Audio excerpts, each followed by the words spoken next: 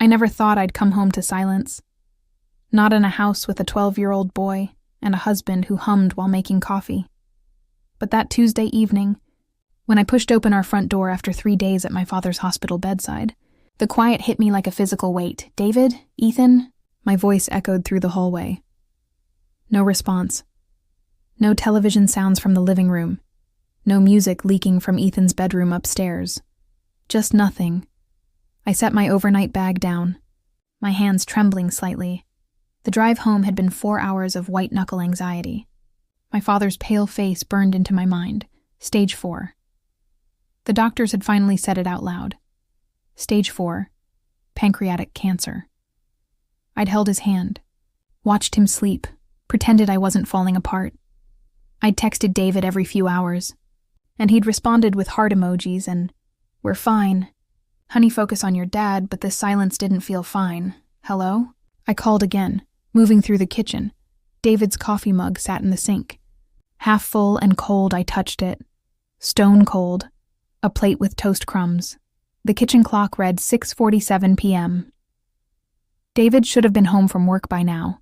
Ethan should have been doing homework, or, more likely, sneaking video game time before dinner. I climbed the stairs, my heart picking up speed. Ethan's bedroom door was open. His bed was made, unusual for a 12-year-old, and his backpack sat neatly on his desk chair. Too neat, too organized. Ethan was many things, but meticulous wasn't one of them. Our bedroom was empty too. David's work shoes were by the closet, so he was definitely home. Or had been. I checked the bathroom, the spare room, even looked out the back window to see if they were in the yard. Nothing. That's when I heard it. A faint sound, a thump coming from downstairs. I froze at the top of the stairs. Listening, another thump, rhythmic, like someone hitting a wall. My mind raced through possibilities, each more terrifying than the last burglar, but the house showed no signs of disturbance.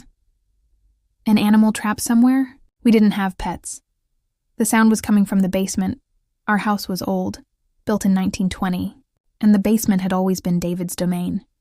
He'd spent the first year we lived here renovating it, turning half of it into a home office and storage space, but there was a section behind his office, an old coal room from when the house had a coal furnace, that he'd sealed off. Saeed, it was full of asbestos and dangerous. He'd put up a false wall, painted it, made it look like it had always been there. I'd never questioned it. Why would I? David was a contractor. He knew about these things, but now, standing at the top of the basement stairs, listening to that rhythmic thumping, I felt something cold slide down my spine. I descended slowly, each step creaking under my weight. The basement lights were on. David's office looked normal. His desk covered in blueprints.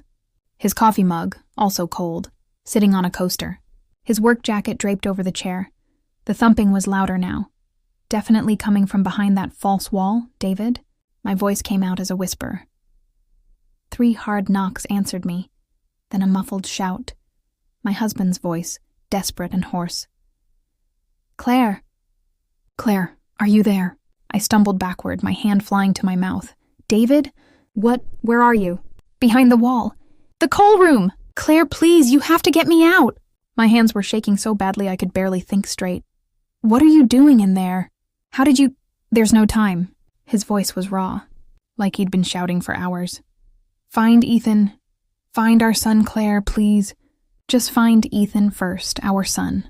The way he said it sent ice through my veins. I ran upstairs, taking the steps 2 at a time. "Ethan! Ethan, where are you?" I tore through his room, checked under his bed. In his closet, his phone was on his nightstand. His shoes were by the door. He was home. He had to be home. The bathroom, the spare room, back downstairs to the kitchen, the living room. "Ethan!" Then I saw it. The door to the garage was slightly ajar. I burst through it and found him sitting in David's truck, perfectly still, staring straight ahead through the windshield. "Ethan." I approached slowly, my heart hammering. "Baby, what are you doing?" He didn't look at me. His hands gripped the steering wheel, even though the keys weren't in the ignition. He was still wearing his school clothes, jeans, a blue hoodie, his sneakers. His face was pale. expressionless. "Mom." His voice was flat. "You weren't supposed to come home yet." Those words, the way he said them, like I'd interrupted something. "Ethan, your father is locked in the basement. Do you know anything about this?" Finally, he turned to look at me. His eyes, David's eyes, that same deep brown, were dry but haunted. "I know everything about it." "Mom, I'm the one who locked him in there." The world tilted. I grabbed the truck's doorframe to steady myself. "What?" "He deserved it." Ethan's voice cracked. "He deserved worse." "Ethan, what are you talking about?" "That's your father. Why would you—" "He's not my father." The words exploded out of him, and suddenly there were tears streaming down his face. "He's not my real father." And I found out everything. My legs gave out. I sank to the concrete floor of the garage, staring up at my 12-year-old son who looked suddenly ancient, burdened with something too heavy for a child to carry. "Tell me," I whispered. "Tell me what you found." Ethan climbed out of the truck and sat beside me on the cold garage floor, just like we used to sit when he was little and needed to talk about bad dreams, except this wasn't a dream. "Last week," he began, his voice small and broken. "I was looking for my birth certificate for that school trip to Canada, remember? You said it was in Dad's office in the basement." In one of his filing cabinets, I nodded, unable to speak. "I found the filing cabinet, but I pulled out the wrong folder first. It had your name on it. So I thought maybe my certificate was in there with other family documents." He wiped his eyes with his sleeve, but it wasn't, it was letters old. Letters and newspaper clippings. My stomach turned to ice. There were articles about a missing person case from 13 years ago. A man named Marcus Bennett, from Oregon. Ethan's voice was shaking now. "There were photos of him, Mom. And when I saw his face, I thought I was looking at myself in 20 years. We have the same eyes, the same chin, even the same birthmark on our neck." My hand instinctively went to my throat. David had a small birthmark behind his right ear, but Ethan had one on the left side of his neck. Just below his jawline, I'd always thought it came from my side of the family. Maybe a distant relative? I kept reading. Ethan continued. "Marcus Bennett disappeared in August 2012. He was engaged to a woman named Claire Mitchell. They were planning a September wedding. He went out one night to meet someone about a job opportunity and never came home. The police investigated but found nothing. No body, no leads.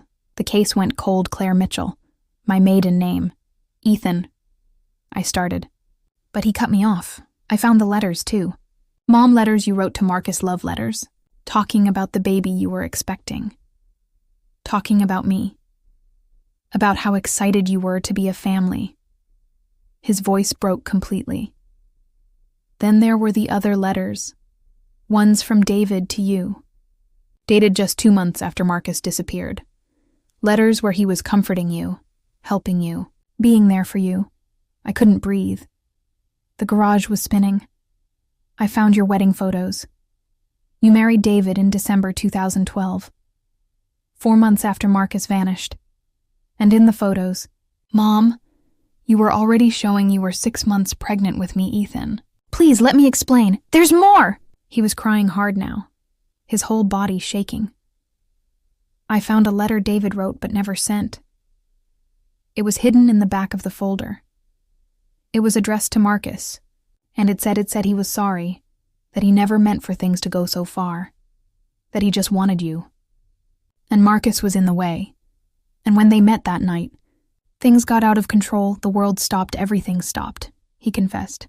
"Mom, in that letter, he confessed to killing Marcus, to burying him somewhere no one would ever find him, to swooping in and pretending to be your hero while you were grieving and pregnant and vulnerable." Ethan's voice was pure anguish. "David isn't my father. He's the man who murdered my real father and then stole you. Stole our family, stole my entire life. I couldn't move. Couldn't think. Images flooded my mind, Marcus. Beautiful. Kind Marcus with his architect dreams and his terrible jokes. How he'd proposed on the beach, with a ring he'd saved for 8 months to buy. How we'd been so happy, so ready to start our lives together. Then the night he disappeared. How I'd waited, called his phone 100 times, filed a missing person report when he didn't come home. How the police had treated me like I was overreacting at first, then with pity, then with nothing at all as weeks turned to months with no answers.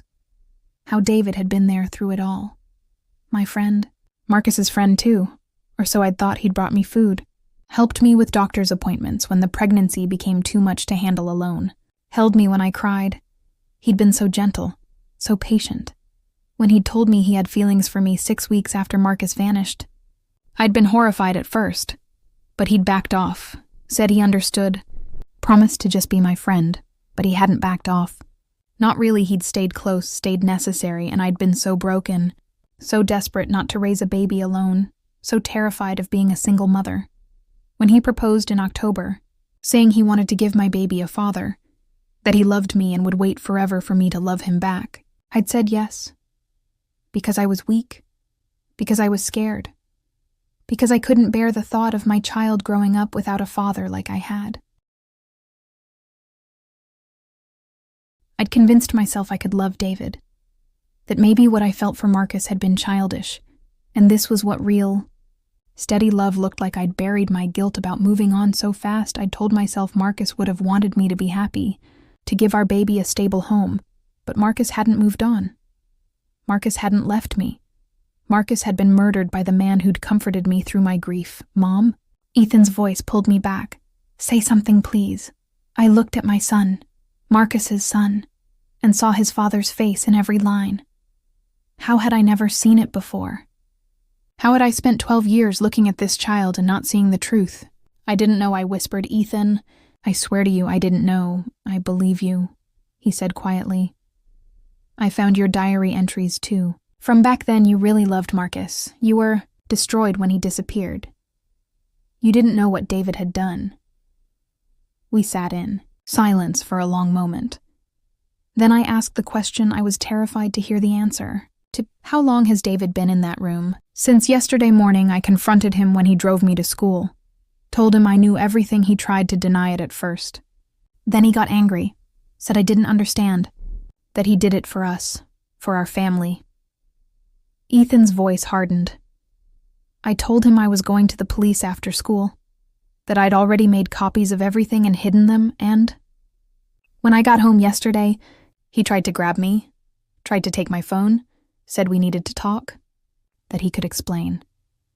I ran to the basement and he followed me. Ethan took a shaky breath. I know the house better than he thinks I know about the coal room last year. I found the hidden door behind his bookshelf when I was looking for a baseball I'd lost down here. I never told anyone because it was cool, like a secret hideout. So when he was chasing me, I ran behind the bookshelf, into the coal room, and he followed me in. And I ran back out and locked him in. You locked him in from outside? There's a deadbolt on the exterior of the door, an old one. From when it was a coal storage room, I slid it shut and pushed the bookshelf back. He's been in there since yesterday, around 4 p.m., almost 2 full days. My husband, the man who'd killed my son's father, had been locked in a coal room for 2 days by his 12-year-old stepson. I didn't know what to do, Ethan said. His voice small again. I wanted to call the police, but I was scared. What if they didn't believe me? What if they thought I was crazy? What if David talked his way out of it? He looked at me with eyes too old for his face. I've been sitting out here trying to figure out what to do. I couldn't eat, couldn't sleep. I've just been frozen. I pulled him into my arms, and he collapsed against me, sobbing like he hadn't since he was small. I'm sorry. Mom, I'm so sorry. I didn't know how to tell you. I didn't want to hurt you. Shh. Baby, you did nothing wrong. Nothing. I held him tight, my own tears falling into his hair. You're so brave, so incredibly brave. But even as I comforted him, my mind was racing. What now? What did we do now? The answer came to me with crystal clarity. The truth. We told the truth, Ethan. I need you to stay here. I'm going to call the police, and I need to talk to David first. Mom. No, I'll be safe. He can't hurt me through a locked door. But I need to hear him say it. I need to hear the truth from his mouth. Ethan reluctantly agreed. And I went back into the house on shaking legs. I found my phone and dialed 911, telling the dispatcher I needed police at my address, that there was an emergency, but no one was in immediate danger. They said officers were on their way. Then I went, Back to the basement. The thumping had stopped. Approached the bookshelf, a heavy oak unit. David had installed himself, and found the narrow gap on the right side. I squeezed behind it and saw the door old, wooden, with a rusted deadbolt shot across it. David, I said quietly. Claire. Oh God, Claire, thank God you have to let me out, Ethan. He's not thinking straight. He misunderstood some things he found. Please, we can talk about this. But you have to let me out.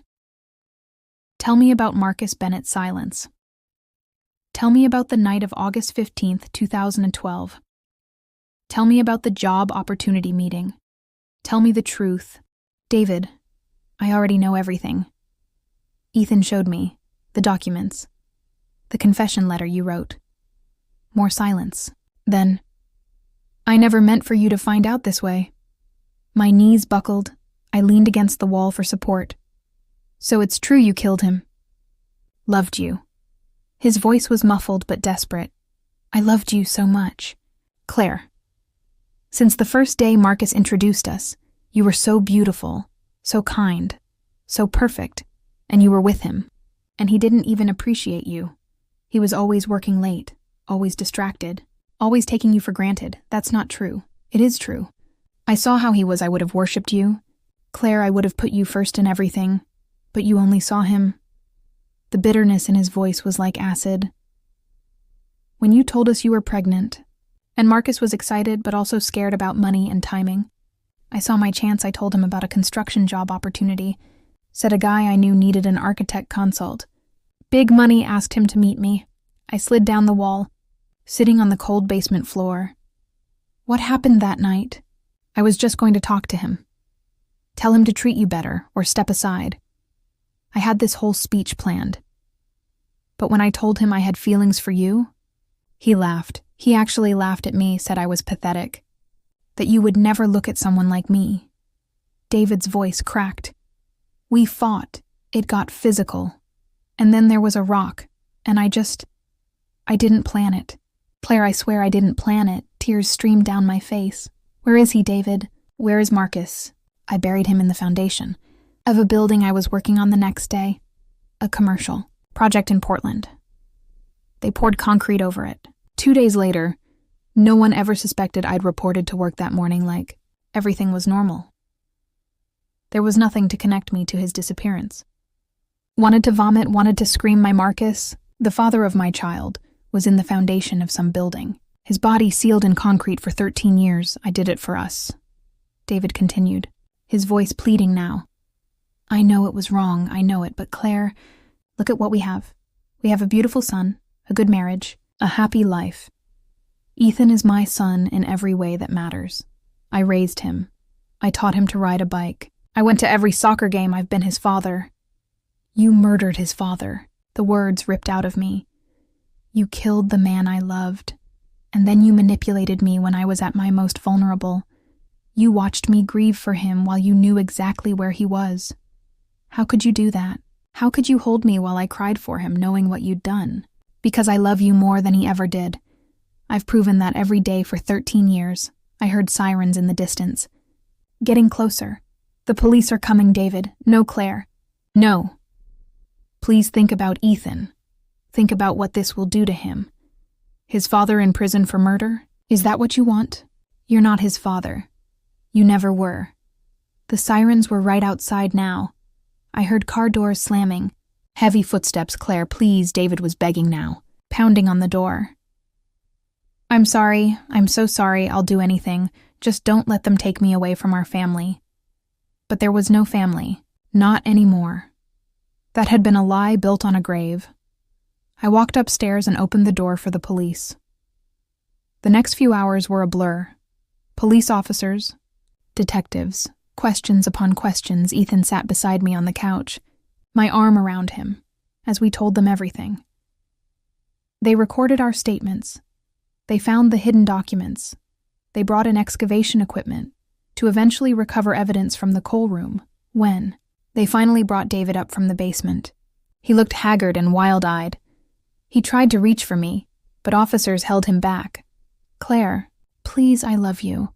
I've always loved you. I looked at him. This man I'd shared a bed with for 13 years, who I'd trusted with my child, with my life, and felt nothing but revulsion. You don't know what love is. David, love doesn't murder. Love doesn't lie. Love doesn't steal someone's entire life. They took him away in handcuffs. As the police car pulled out of our driveway, Ethan finally spoke. What happens now? I held him tighter. Now we tell your real father's family the truth. Now we make sure David pays for what he did. And now we learn to live with this. How? His voice was so small, so broken, I don't know. Baby, but we'll figure it out together. That was 8 months ago. David is awaiting trial based on his confession and the evidence. His lawyers have advised him to take a plea deal, life in prison instead of the death penalty. I haven't seen him since that night. I can't. Every time I think about facing him, I feel sick. Marcus's family, his parents, his sister, have been both devastated and relieved to finally have answers. His mother holds me and Ethan when we visit. Says we're all that's left of her son. Ethan looks at old photos of Marcus, asks questions about who his father really was. We're building something new, a connection to the man we both lost. The house is for sale. We can't live here anymore, not with those memories. Not with that coal room in the basement where my son locked up. The man who destroyed all of our lives, Ethan, is in therapy. So, am I. Some days are better than others. Some days, Ethan wakes up angry, lashing out at the unfairness of it all. Some days, he's quiet, withdrawn, processing grief for a father he never knew. Some days, he's just a 12-year-old kid who wants to play video games and forget. People ask me how I didn't know, how I could have been married to a murderer for 13 years and not seen the signs. The truth is, I don't know. David was good at being normal. He was a good provider, a present parent, a decent husband. The mask never slipped, not once in all those years. But I should have questioned why he was so available after Marcus disappeared. Should have wondered why someone who'd been single for so long suddenly wanted to marry a pregnant, grieving woman. Should have listened to that small voice that sometimes whispered, "This is too fast, too easy, too convenient." But I was 26 years old, terrified, and alone. And David knew exactly how to exploit that. As for Ethan, my brave, broken boy who uncovered the truth and had to make impossible choices, I watch him carry this weight and wish I could take it from him. He saved us both, in his way, by locking David in that room, by forcing the truth into the light. He freed us from a life built on lies and murder. Do you hate me? He asked me last week, late at night when neither of us could sleep. What? No, baby, why would you think that? Because I destroyed our family. Because everything changed. Because of what I found. I pulled him close. This child who looks so much like his father, it breaks my heart. Ethan, you didn't destroy our family. David destroyed it 13 years ago when he killed your father. You just helped us see the truth. And that took incredible courage. I miss having a dad, he whispered. I know. I'm so sorry you never got to know your real one. Marcus would have been so proud of you. We sat together in the dark, two people learning to live in the wreckage of one man's selfishness and violence. I think about Marcus every day now. Wonder what our lives would have been like if David hadn't taken him from us. Would Marcus and I have made it? Would we have been happy? Would Ethan have grown up with two parents who loved each other and him? I'll never know David stole that future from all of us. But here's what I do know. Secrets have a way of coming to light. Evil, no matter how well hidden, eventually reveals itself. And children, even 12-year-old children, are braver and stronger than we ever give them credit for. Ethan did what I should have done years ago. He questioned. He investigated. He refused to accept a comfortable lie when the truth was buried just beneath the surface. He's my hero, this child who's had to grow up far too fast. And as we move forward into our new life, away from this house, away from David, away from the lies, I make him a promise. I will never lie to you again, not even the small lies that parents tell to protect their children. You deserve the truth. Always, even when it hurts, he nods against my shoulder. Thanks, Mom, for believing me, for not choosing him. I will always choose you. Ethan, always, and I mean it.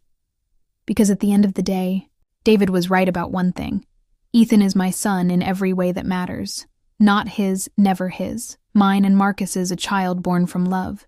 Raised in lies and freed by the truth. That truth cost us everything we thought we had. But maybe, just maybe, it's given us something more valuable. A chance to start over. This time on solid ground instead of a foundation built on graves.